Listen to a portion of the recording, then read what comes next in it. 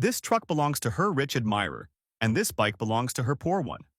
Both of them are crazy about her and invited her out on a first date. Her mom prefers the rich guy. She's always told her, if it takes the same effort to fall in love with a poor man as with a rich one, fall in love with the rich one. But she decides to give them both a chance.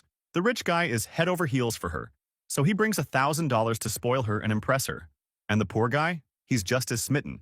So he dresses up the best he can, grabs the 30 bucks he has, and uses a little psychological trick known as the 10% rule. On her date with the rich guy, he takes her to a fancy restaurant with great wine in a nice car. He's charming, funny, a good conversationalist, and he uses his money to turn the date into a spectacular experience. Her mom is thrilled when she hears all about it. On the other hand, the date with the poor guy, well, he's also nice, also funny, also good at talking, but he doesn't have the same resources. So the places, the experiences, they're kind of underwhelming in comparison. Let's say the date with the rich guy is 4.5 stars, and the poor guy's date is a 3. And yet, to everyone's surprise, she never agrees to see the rich guy again.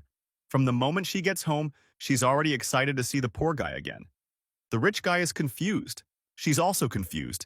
She has no idea she just fell for a psychological trick I like to call the 10% rule. The only one who's not surprised is the poor guy, because it usually works for him. This rule is backed by science. Before I show you exactly what the poor guy did, let's understand how the rule works and how you can start using it too. I learned this rule from Dan Ariely. This guy's insane. He spends his time running love experiments at MIT and has won a ton of awards for his research. In a talk he gave at Google, someone asked him, using your knowledge of psychology, how would you design the perfect romantic date? And he said, I'd focus on one very specific part. He explained they've done tons of experiments to prove this point, but the one that best illustrates it is about colonoscopies. Just a reminder, a colonoscopy is a horribly unpleasant medical procedure where they insert a flexible tube through your rectum with a tiny camera on the tip so the doctor can inspect your large intestine for abnormalities. It lasts about 30 minutes. It's uncomfortable, painful, and nasty. Now imagine we have two groups of patients. The first group gets the regular procedure, and the second group, after going through the same 30 minutes of suffering, is left with the tube inside for 5 more minutes. But during those 5 minutes, they don't make it painful. They don't move the camera around anymore, because what really hurts is when they insert it and move it around. So, the first group goes through 30 minutes of suffering, and the second group goes through those same 30 minutes of suffering, plus 5 extra minutes that are also unpleasant, but not as bad as the first 30. Now here's the interesting part. Which group do you think rated the experience as less painful, less unpleasant? Exactly, the second group.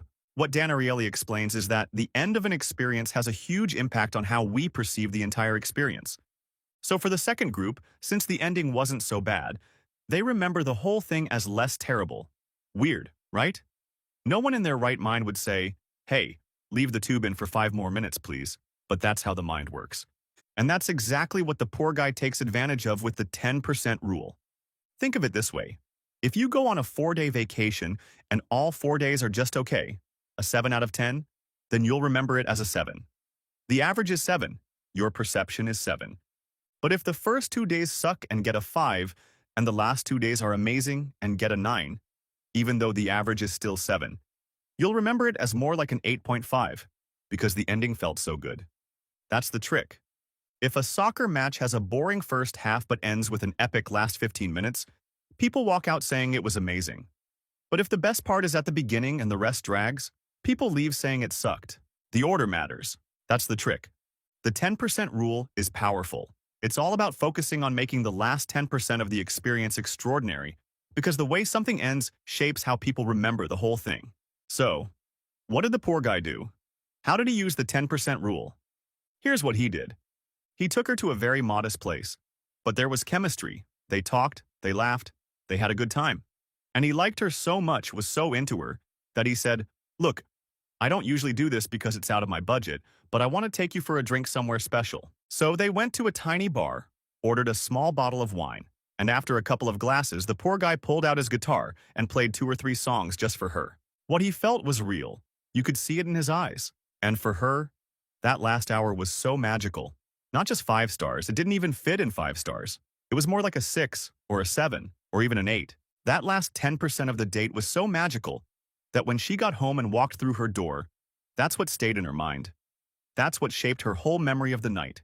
And she felt like she just had one of the best dates of her life. So next time you want to impress someone, remember, just like in soccer, just like the poor guy's romantic date, and even in a damn colonoscopy, the end of the experience changes how people perceive the whole thing. Next time you want to leave someone thinking, wow, take advantage of the 10% rule.